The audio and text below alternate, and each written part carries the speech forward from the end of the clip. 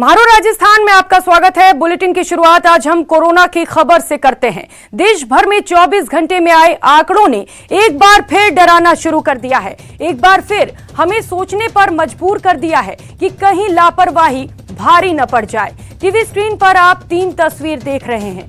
आज देश में कोरोना में अपना 3 महीने का रिकॉर्ड तोड़ दिया। वहीं रिकॉर्ड केस के बाद भी लोग बेपरवाह होकर घूम रहे हैं। इन सब के बीच सरकार लगातार लोगों से सावधानी बरतने की बात कह रही है। तो भारत में कोरोना की तीसरी लहर। देश में कोरोना के रिकॉर्ड मामले सामने आए हैं। 24 घंटे में 13,154 नए मामले दर्ज किए गए। 33 दिन बाद ये रिकॉर्ड मामले सामने आए हैं। तो ओमिक्रॉन के अब तक कुल 961 मामले सामने आ चुके हैं। वहीं देश में एक्टिव केस के आंकड़ों की बात करें तो एक्टिव केस का आंकड़ा 82,402 तक पहुंच चुका है। तो लगातार कोरोना के केसेस बढ़ते हुए। तो भारत में कोरोना की तीसरी लहर का खतरा बरकरार है। देश में कोरोना के रिकॉर्ड मामले सामने आए हैं। 24 घंटे में 13,154 नए मामले दर्ज किए गए हैं। बड़ी खबर आपको बता दें, 33 दिन बाद ये रिकॉर्ड मामले सामने आए। तो वहीं राजस्थान की बात करें तो राजस्थान में भी कोरोना बेकाबू हो चुका है। पिछले 24 घंटे में 252 नए मामले दर्ज किए गए।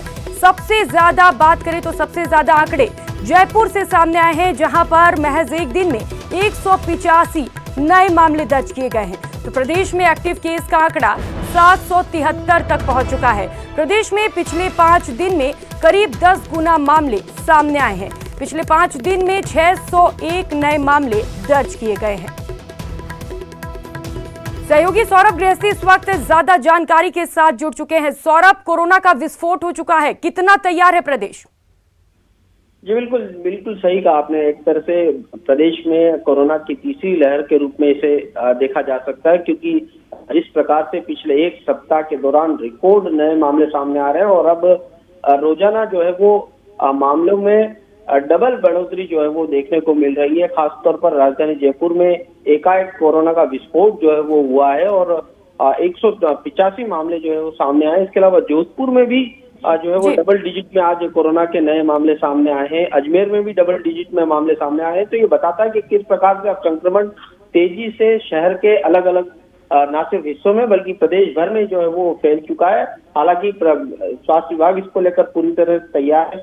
तमाम लोगों की कॉन्टेक्ट ट्रेसिंग की जा रही है, उनके सैंपल जो है वो लिए जा रहे हैं। अस्पतालों में भी तैयारियां पूरी हैं, लेकिन अगर गाइडलाइन की पालना इसी तरह से नहीं हुई तो आने वाले दिनों में और भी ज्यादा मुश्किलें बढ़ेंगी और ये तय है कि आने वाले दिनों में मामले बढ़ेंगे कोरोना के। जी बिल्कुल सौरभ, तैयारियां पूरी हैं लेकिन गाइडलाइन को साइडलाइन किया जा रहा है। यही बड़ी वजह है कि लगातार आंकड़े बढ़ रहे हैं। बने रहेंगे आपके साथ। सबसे पहले ग्राफिक्स के माध्यम से दिखाते हैं कि किस तरीके से कोरोना के केसेस बढ़े हैं। तो टीवी स्क्रीन पर आप ग्राफिक्स के माध्यम से देख सकते हैं कि किस तरीके से कोरोना कहर बरपा रहा है। राजस्थान में कोरोना का ग्राफ किस तरह से बढ़ रहा है। तो 26 दिसंबर को 62 मामले सामने आए थे, 27 दिसंबर को 59 मामले सामने आए थे, वहीं 28 दिसंबर को 97 मामले सामने आए, जबकि 29 दिसंबर को 131 मामले दर्ज किए गए। 30 दिसंबर की बात करें तो 30 दिसंबर को सबसे ज्यादा 252 मामले सामने आए हैं। वहीं 5वें दिन कोरोना के जो आंकड़े हैं उन्होंने रिकॉर्ड तोड़ दिया। सबसे ज्यादा 601 मामले दर्ज किए गए हैं। तो सौरभ हमारे साथ लगातार जुड़े हुए हैं। सौरभ, आखिर क्या वजह है, क्यों इस तरीके से आंकड़े बढ़ रहे हैं लगातार? जी बिल्कुल, देखिए जिस प्रकार से मैंने बताया कि कोरोना गाइडलाइन की पालना जो है वो नहीं हो रही है और इस पालना नहीं होने के कारण से जो लोग संक्रमित हैं वो भी जो है वो शहरों में एक तरह से घूम रहे हैं और जो उनको आइसोलेशन में रहना चाहिए वो नहीं रह रहे हैं और इसी के कारण से जो है वो कोरोना के मामले जो है वो लगातार बढ़ते हुए देखने को मिल रहे हैं। हालांकि अब जिस प्रकार से गाइडलाइन आई है उसके बाद पुलिस प्रशासन भी जो है वो कल से पूरी तरह से सख्ती जो है वो करेगा। गाइडलाइन की पालना नहीं करने वालों के खिलाफ कार्रवाई भी की जाएगी, लेकिन जब तक आम लोग इसे पूरी समझेंगे नहीं कि ये कितना भयावह है, तब तक जो है वो इस पर काबू नहीं पाया जा सकता। और चूंकि नया साल का सेलिब्रेशन कल होने वाला है, इस लिहाज से और भी ज्यादा खतरनाक जो है वो ये स्थिति हो जाती है कि अगर जी guidelines- बिल्कुल सौरभ, लोगों को ये बात समझनी होगी कि अब समझना होगा कि कोरोना के केसेस जिस तरीके से बढ़ रहे हैं उन्हें गाइडलाइन की पालना करनी ही होगी। और रुक कर लेते हैं बड़ी खबर का। धौलपुर से इस वक्त की बड़ी खबर सामने आ रही है। CMHO doctor Gopal Goyal corona positive पाए गए हैं। सीएमएचओ की पत्नी भी कोरोना संक्रमित पाई गई हैं। चिकित्सा महकमे में खलबली मची हुई है। सोशल मीडिया पर पोस्ट कर उन्होंने इस बात की जानकारी दी। वहीं संपर्क में आए लोगों से जांच की अपील की गई है। सहयोगी हरिवीर इस वक्त हमारे साथ जुड़ चुके हैं। हरिवीर, अभी सीएमएचओ के क्या हाल है? जी मैं आपको बता दूं कि ये सीएमएचओ गोपाल गोयल है, वो कोरोना पॉजिटिव आए हैं और जिले में लगातार करीब 500 से 600 जांचें करवाई जा रही थी। उसके बाद में आज corona positive CMHO Gopal Goyal और उनकी पत्नी आ गई हैं, जिसके बाद में सीएमएचओ ने सोशल मीडिया के माध्यम से जो इनके संपर्क में आए थे उन लोगों से सभी से अपील की है कि वो सैंपल करवाएं ताकि कोरोना जिले में न फैले। आपको हम बता दें कि ये पूरा मतलब पूरे चिकित्सा महकमे में हड़कंप मच गया है। जो जिले के जो चिकित्सा के जो अधिकारी है, मेन अधिकारी है, वो ही कोरोना पॉजिटिव निकली है और उनकी पत्नी कोरोना पॉजिटिव निकली है। उन्होंने सभी से अपील की है कि जो जिनके संपर्क में आए हैं वो अपनी जांच कराएं। जी बिल्कुल हरिवीर, सीएमएचओ खुद कोरोना पॉजिटिव पाए गए हैं। ये बड़ी चिंता की बात है पूरे स्वास्थ्य विभाग के लिए। बहुत शुक्रिया आपका तमाम जानकारियों के लिए। वहीं कोरोना के बढ़ते केसेस को लेकर सीएम ने एक बार फिर वैक्सीनेशन पर जोर दिया। साथ ही साथ वैक्सीन नहीं लगवाने पर सख्त कार्रवाई के भी निर्देश दिए। उसके लेके हमने कल गाइडलाइन जारी की है। मैं सबसे अपील करना चाहूँगा कि वैसे हम लोग पूरी मॉनिटरिंग कर रहे हैं, पूरा आधारभूत ढांचा तैयार किया है, मेडिकल के अंदर भी सब प्रबंधन किए, दवाओं के, ऑक्सीजन के कोई कमी नहीं आने देंगे। चाहे कैसी भी तीसरी लहर आ जाए तब भी हमारी पूरी तैयारी है। जो नया जो वेरिएंट आया ओमिक्रॉन, वो करीब करीब 115 मुल्कों में फैल चुका है, बहुत तेजी से फैलता है। हालांकि इसमें मृत्यु दर बहुत कम है, परंतु कब इसका मिजाज बदल जाए, एक्सपर्ट कहते हैं कि कब इसका रूप बदल जाए किसी को नहीं मालूम। इसलिए हर नागरिक का कर्तव्य है कि वो वैक्सीन लगवाए, अवश्य रूप से मास्क पहने, डिस्टेंसिंग मेंटेन करें। पर सबसे बड़ी बात है वैक्सीन दोनों लगाना आवश्यक है उसके खुद की जिंदगी के लिए। 1 तारीख के बाद में हम चाहेंगे कि अभियान चलेगा मंडे से 3 तारीख से अभियान चलाना पड़ेगा हम लोगों को।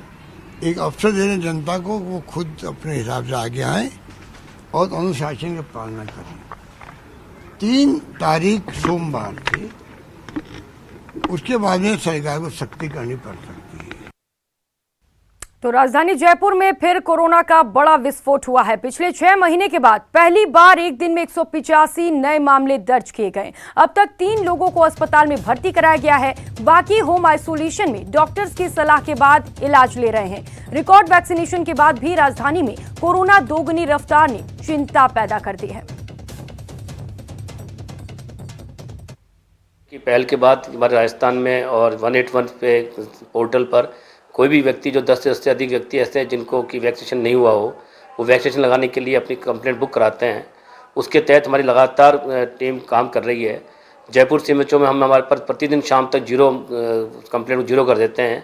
किंतु इसमें नई समस्या जो टेक्निकल प्रॉब्लम आ रही है कि जब टीम वहाँ पहुँचती है तो वहाँ पर 3 या 4 लोग मिलते हैं। ऐसी अवस्था में हमारे साथ परेशानी होती है कि वायल खोलने पर वो वायल ख़राब होने की संभावना रहती है। 10 या 10 से अधिक लोगों के हिसाब से हमें ये निर्देश है कि हमें उनका घर में जाकर वैक्सीनेशन करना है। हम 3 या 4 लोग मिलने पर उनको लोग समझाते हैं, उनको निकटतम जो हमारे जो कोविड वैक्सीनेशन केंद्र हैं वहाँ पर उनको भेजने के लिए कहकर आते हैं कि आप निकटतम उसको विजिट करें। मेरा मास्क कोरोना के खिलाफ मेरी ढाल है, इस बात को कुछ लोग नहीं समझ रहे हैं। चलिए हम आपको लापरवाही की 2 तस्वीर दिखाते हैं। सरकार लगातार कोरोना के खिलाफ जंग लड़ने के लिए जागरूकता अभियान चला रही है।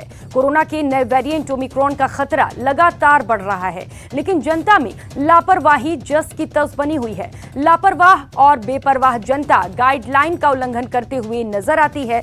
जैसलमेर और जालोर में लोग बिना वजह बिना मास्क के घरों से बाहर निकल रहे हैं और दूसरे जागरूक लोगों को खतरे में डाल रहे हैं। तो जैसलमेर में बढ़ती लापरवाही समाज और देश के लिए घातक साबित हो सकती है। अब जरूरत है हमें सतर्क और सजग रहने की। जरूरत है जिससे इस कोरोना की जंग में हम एक बार फिर से जीत सकें। न्यूज 18 की टीम ने जब ग्राउंड जीरो पर पहुंचकर मास्क को लेकर सवाल किया तो लापरवाह लोगों का कहना था कि अभी तो कोरोना वायरस का इतना खतरा भी नहीं है, तो मास्क क्यों लगाएं।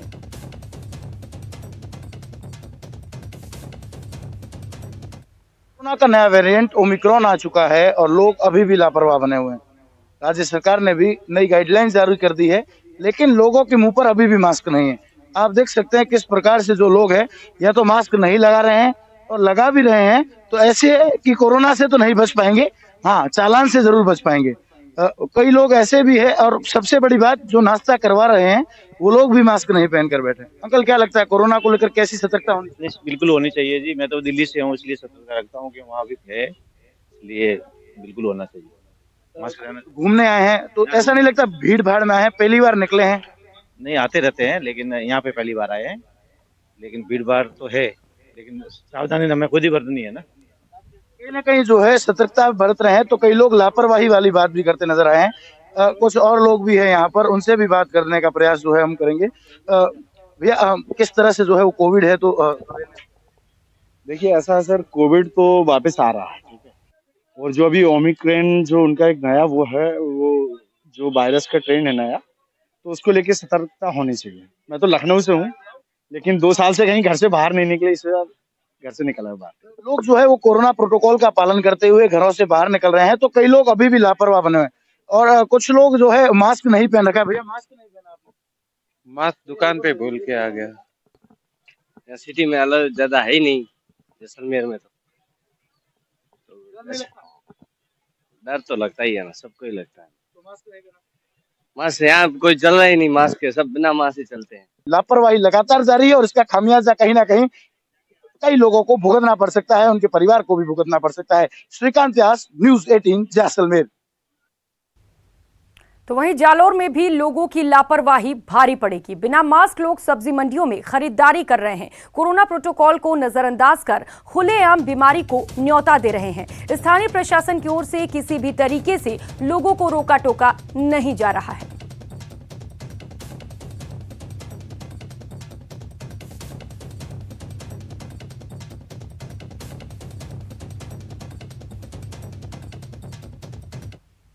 अगली खबर का रुख करेंगे। शहीद स्मारक पर बड़ी तादाद में जुटे पैरा टीचरों ने नियमितीकरण की मांग को लेकर हंगामा मचाया। मांग न माने जाने पर दिल्ली कूच करने का ऐलान कर आंदोलनकारियों ने पुलिस पर हल्का बल प्रयोग किया। पैरा टीचरों को धरना स्थल पर ही रोक दिया गया।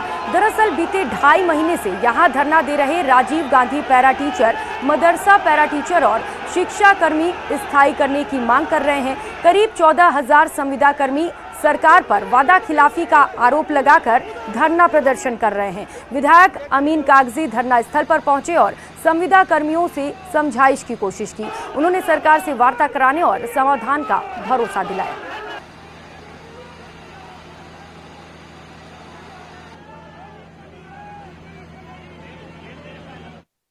ऐसा कोई ब्लॉक, ऐसा कोई जिला, ऐसी पंचायत नहीं है जहाँ से यहाँ लोग नहीं है। तो धरना जारी रहेगा आगे भी? धरना यहाँ भी जारी रहेगा, धरना पोखरण में जारी रहेगा और धरना दिल्ली जारी रहेगा। दिल्ली कहाँ जाना ये इस बारे में ये इनकी अपनी रणनीति कुछ हो सकती है।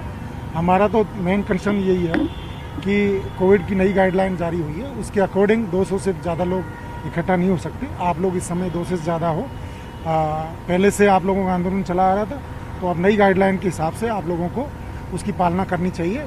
पैरा टीचर्स का ये कहना है कि बीते 16 बार उनसे वार्ता की जा चुकी है, लेकिन उसमें कोई हल नहीं निकला है और उनकी एक सूत्रीय मांग है कि उन्हें यहाँ पर नियमित कर दिया जाए, स्थायी कर दिया जाए।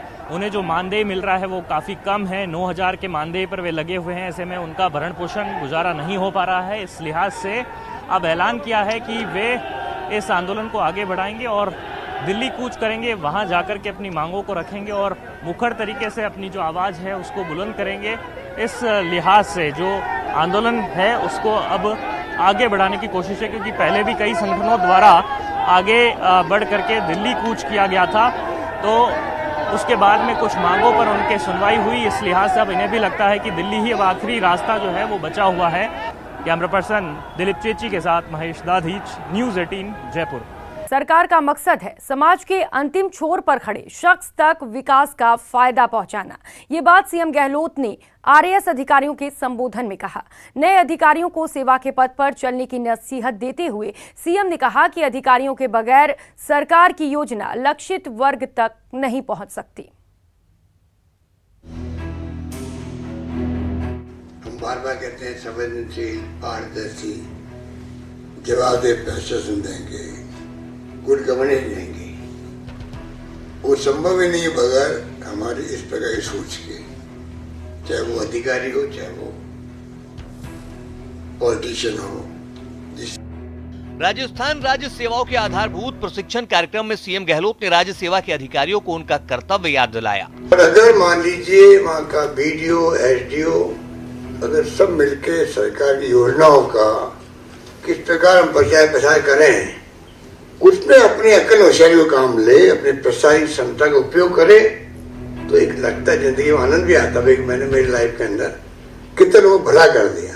सीएम ने कहा कि आप पर बड़ी जिम्मेदारी है, आपके बगैर कोई सरकार गुड गवर्नेंस नहीं दे सकती और अधिकारी अगर चाह लें तो सरकार की हर योजना गरीबों तक पहुंच सकती है।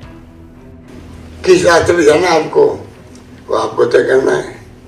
पैसे कमाने वाले रास्ते पे जाना है या जिंदगी को उस रूप में व्यतीत करना है कि आपको लगे पूरे परिवार का एक मान सम्मान समाने पड़ा है। आप कोई मामूली व्यक्ति तो नहीं बने आ रहे हो। सीख है वो कि जब कभी आपकी कलम में कोई संदेह पैदा हो मैं क्या फैसला करूं, आप उस गरीब व्यक्ति को याद करो जिसको जिंदगी में आप देखा हो, और फिर कल्पना करो कि जो मेरी कलम उस दिशा में चले, जैसे अंतिम छोर पे खड़े व्यक्ति का भला हो रहा है। क्या इससे सीएम ने नए अधिकारियों को कर्म पथ पर चलने की सलाह देते हुए कहा कि काम करने वालों की आलोचना भी होती है और इसके लिए आपको तैयार रहना होगा। सीएम ने सार्वजनिक जीवन के अपने 50 साल का अनुभव भी नए अधिकारियों से साझा किया।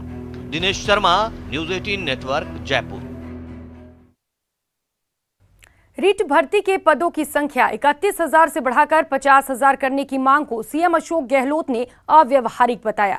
आरएएस अधिकारियों को संबोधित करते हुए सीएम ने कहा कि धरना प्रदर्शन में कोई बुराई नहीं है, लेकिन मांग व्यवहारिक होनी चाहिए। परीक्षा होने के बाद पदों की संख्या में इजाफा कैसे संभव है? आपको बता दें कि रीट परीक्षा में पदों की संख्या को लेकर जयपुर में धरना प्रदर्शन हो रहा है। बात सरकार तक पहुंचे, सरकार के मुखिया तक पहुंचे, अधिकारी तक पहुंचे, होना भी चाहिए। तो कई काम ऐसे होते हो ही नहीं सकते हैं, सुप्रीम कोर्ट के आदेश है या नियमों नहीं है, उसके लिए हम लोग धरना दे देंगे, वो अच्छी बात भी नहीं होती है। या हम लोग बेरोजगार संघ बना करके आंदोलन करने लग जाए। अब जैसे एक मांग उठ रही है कि 30,000 की 50,000 कर दो। आप बताइए, अब आपने जो एग्जाम दिए होंगे और मान लो 1500 आपकी नौकरी थी, एग्जाम देने के बाद आपको नहीं 1500 से 3,000 कर दीजिए नौकरी आप, तो कैसे करेंगे? और अब बात भरतपुर में हुए बीजेपी के महामंथन की। बीजेपी की प्रदेश कार्य समिति की बैठक हुई। बैठक में विजय संकल्प यात्रा का प्रस्ताव पारित हुआ। अब 2023 के मिशन में कांग्रेस को उखाड़ फेंकने का लक्ष्य रखा गया। प्रदेश प्रभारी अरुण सिंह ने सरकार पर हमला बोला। राजस्थान में अपराध चरम सीमा पर है। कांग्रेस पार्टी सबसे बड़ी कंफ्यूज पार्टी है। भाजपा में कोई परिवर्तन नहीं है। कमल का फूल ही सीएम का चेहरा होगा। में आज प्रदेश कार्य समिति की जो बैठक है वो आयोजित की गई है, जिसमें संयुक्त मोर्चों के जो अध्यक्ष हैं और महामंत्री हैं वो पहुंचे हैं। बीजेपी का जो मंथन है, महामंथन यहाँ पर हुआ है, उसमें प्रभारी हैं अरुण सिंह, वो भी पहुंचे। उनसे जानेंगे किस तरह की जो चर्चा है वो की गई है इस मंथन में। देखिए, युवा सभी मोर्चों की जो संयुक्त कार्य समिति है, मैं इतना कहूँगा कि जो मोर्चों ने काम किया है, आज प्रदर्शनी मैंने देखा, बहुत अच्छे काम किए हैं। जनता के मुद्दों को लेकर संघर्ष करना, और ऐसी प्रदर्शनी भी मैंने बहुत कम देखी है। बहुत बढ़िया प्रदर्शनी लगाई है, उसको देखना चाहिए। और सभी मोर्चा मिल कर के अपनी कार्य योजना बना रहे हैं, आगे विजय संकल्प का प्रस्ताव भी पारित कर रहे हैं। 2023 में किस प्रकार से जो गहलोत सरकार है उसको उखाड़ फेंकने का संकल्प ले रहे हैं। आज युवा परेशान है, ठगा सा महसूस कर रहा है, उसको बेरोजगारी भत्ता तो मिल ही नहीं रही है, और चारों ओर पेपर लीक हो रहा है। उसका विश्वास गहलोत सरकार पर हट चुका है। किसान बेहाल है।